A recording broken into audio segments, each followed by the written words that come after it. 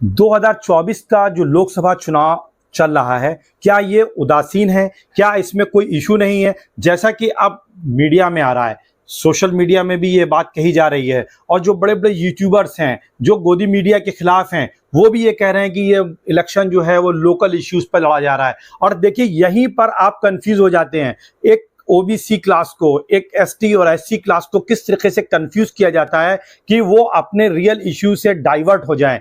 क्या ये local issues पे हो रहा है? क्या आप अपनी कॉन्स्टिट्यूएंसीज में इस तरीके के इश्यूज देख रहे हैं कि नाली, पानी, बिजली, इस पर आप इलेक्शन लड़ रहे हैं? क्या इस पर आप वोट दे रहे हैं? डेफिनेटली नहीं। ये इलेक्शन आपकी लड़ा जा रहा है मंडल के बैकग्राउंड पे लड़ा जा रहा है। मंडल इस इलेक्शन का सबसे बड़ा मुद्दा है, जिसको ये लोग कह रहे हैं कि ये उदासीन मुद्दा इलेक्शन हो गया है, इसमें कोई इशू नहीं है, कोई मुद्दा नहीं है। जबकि फैक्ट ये है कि ये इलेक्शन मंडल पर लड़ा जा रहा है। गांव गांव तक ये बात पेनिट्रेट कर गई है, पहुंच गई है कि 400 पार का मतलब ये था कि ये सरकार कॉन्स्टिट्यूशन को बदलना चाहती है।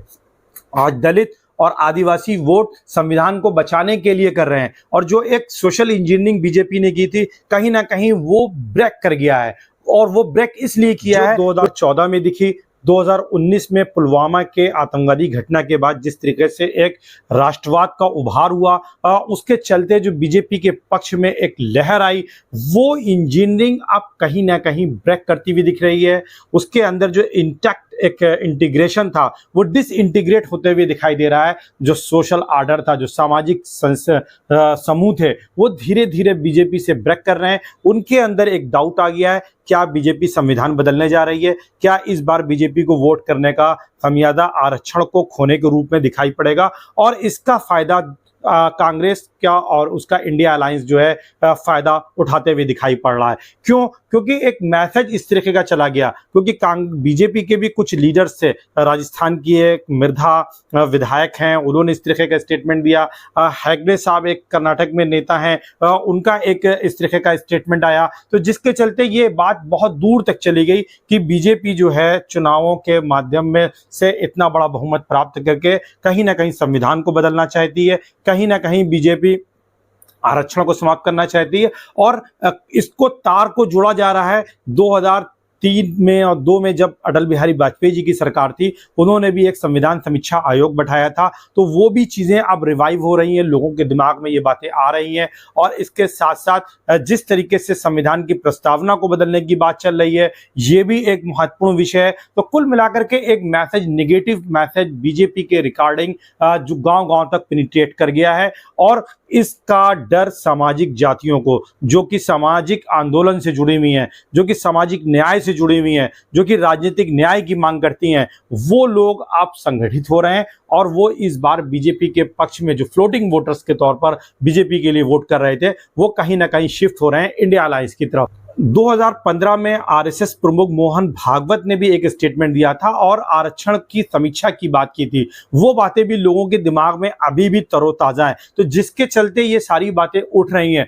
अब कांग्रेस ने उसका फायदा उठाया है। कांग्रेस ये बात लोगों को समझाने में सफल रही है कि संविधान पर खतरा है, ये चुनाव संविधान बचाने का है, ये संविधान आरक्षण बचाने का है, ये संविधान जातीय जनगणना का है, ये संविधान जिसकी जितनी जनसंख्या उसकी उतनी भागीदारी उसके ऊपर है। और इसके लिए कांग्रेस बराबर जो है, राहुल गांधी खास करके इस पर पिच कर रहे हैं। उन्होंने एक मोटो बना रखा है, वो चुनाव रैली हर जगह ये मुद्दा उठा रहे हैं कि मीडिया हाउसेस को अगर आप देखेंगे तो वहां कोई ओबीसी नहीं है, वहां कोई दलित नहीं है, वहां कोई आदिवासी नहीं है जो आपके मुद्दों की बात कर सके। इसी तरीके से वो 90 मुख्य जो सचिव हैं, जो मुख्य सचिव हैं केंद्र सरकार में, वहां की वो बात करते हैं कि वहां सिर्फ 3 ओबीसी जो हैं सचिव हैं। इस तरीके से वो इस बात पर फोकस करते हैं कि आप डिसीजन मेकिंग बॉडी में कहीं पर भी नहीं है और आपको इसके लिए काम करना है।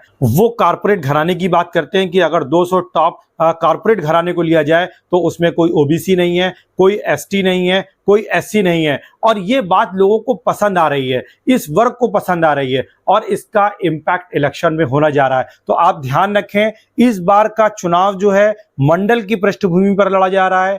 मंडल ही महत्वपूर्ण मुद्दा बन गया है और हालांकि मंडल को काउंटर करने के लिए कमंडल को बीजेपी लाने की कोशिश कर रही है, हिंदुत्व के मुद्दे को वो धार देने की कोशिश कर रही है। CSDS और सी वोटर के सर्वे में ये बात उभर करके सामने आई है कि किस तरीके से हिंदुत्व सिर्फ 2% के लोगों के लिए ही चुनावी एक मुद्दा है और इसी तरीके से राम मंदिर 8% लोगों तक के लिए ही चुनावी मुद्दा है, और बेरोजगारी और इसी के साथ साथ गरीबी या ये कहिए महंगाई जो है वो लोगों के लिए एक बड़ा मुद्दा है। और 50% से ज्यादा लोग ऐसे हैं जो इसे मुख्य मुद्दा मान रहे हैं, और इसी को काउंटर करने के लिए बीजेपी जो है लगातार कभी मंगलसूत्र, कभी घुसपैठिया, कभी मुसलमानों के ज्यादा बच्चे होते हैं, कभी गोधरा का कांड, कभी पाकिस्तान के फवाद चौधरी जैसे एक साधारण से नेता को भारतीय इलेक्शन में लाया जाता है, और कुल मिलाकर के चुनाव में पोलराइजेशन की कोशिश की जा रही है। लेकिन जिस तरीके से कांग्रेस ने अपने पूरे चुनावी कैंपेन को संगठित कर रखा है,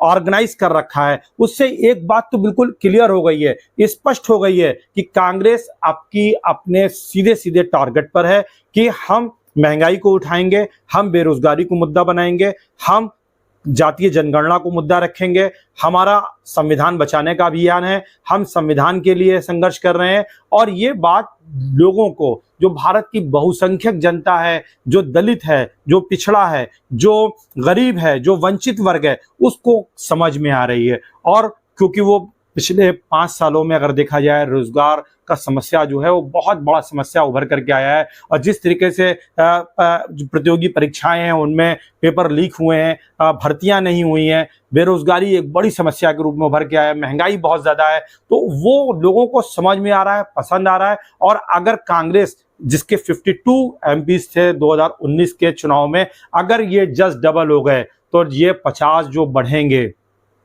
वो किस अकाउंट से आएंगे? वो बीजेपी के अकाउंट से आएंगे। इसका मतलब ये हुआ कि बीजेपी के 50 सांसद अगर कम होते हैं तो बीजेपी जो 303 थी और साथ ही साथ एनडीए के साथ 323 थी, वो 270-75 पर आ जाएगी। और अगर कांग्रेस 125 तक चली जाएगी तो एनडीए भी बहुमत में नहीं आ रहा है। ये एक बहुत बड़ा खतरा दिखाई दे रहा है, और इसी के चलते पूरा जो संघ परिवार है वो इस बात की कोशिश कर रहा है कि वोटिंग परसेंटेज बढ़े। बीजेपी का जो कोर वोटर है हालांकि अभी भी बीजेपी के साथ इंटैक्ट है, लेकिन जो फ्लोटिंग वोटर है, जो सोशल इंजीनियरिंग के जरिए बीजेपी के साथ जुड़ा था, जो हिंदुत्व की विचारधारा के फ्लो में आया था, जो राष्ट्रवाद की विचारधारा के फ्लो के साथ जुड़ा था, वो इस बार कहीं ना कहीं संविधान बदलने के डर से भटक गया है, बिदक गया है, और अब वो कांग्रेस के साथ, कांग्रेस का अलायंस के साथ जो है अपने वोटों को और अपने भविष्य को देख रहा है कि इस बार हमें कांग्रेस को वोट करना है। हालांकि इसके सही नतीजे तो आपको 4 जून को ही पता लगेंगे जब फाइनल रिजल्ट आएगा, लेकिन जो पॉलिटिकल एक्सपर्ट्स हैं वो इस तरफ इशारा कर रहे हैं। और आपको इस चीज़ ध्यान रखनी चाहिए कि ये लोकल इश्यूज का इलेक्शन नहीं है, ये एक बहुत ही महत्वपूर्ण मुद्दों पर लड़ा जा रहा भारत का चुनाव है, 2024 का लोकसभा चुनाव, और इसका जो बैकग्राउंड है वो आपका मंडल है। हालांकि कमंडल के साथ इसको पोलराइज करने की कोशिश की जा रही है, लेकिन अभी तक कमंडल इसमें सफल नहीं हुआ है। आपको ये हमारा एनालिसिस कैसा लगा, लाइक और शेयर जरूर करें, और अपने कमेंट के माध्यम से अपने सुझाव भी दे सकते हैं। Thank you so much.